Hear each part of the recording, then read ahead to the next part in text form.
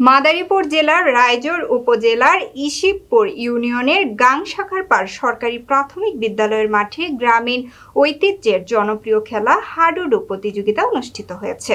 বঙ্গ টিভির staff reporter Mohammad Saadat হোসেনের পাঠানো তথ্য ও ভিডিও চিত্রে থাকছে বিস্তারিত।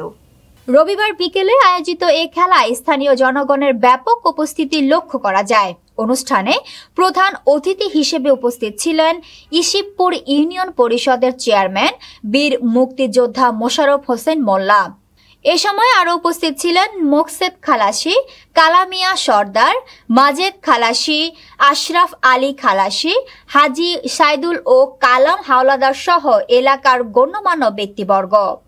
প্রধান অতিথির বক্তব্যে চেয়ারম্যান বীর মুক্তিযোদ্ধা মোশাররফ হোসেন মোল্লা বলেন, হাডুডু আমাদের গ্রামের মানুষের অত্যন্ত প্রিয় একটি খেলা।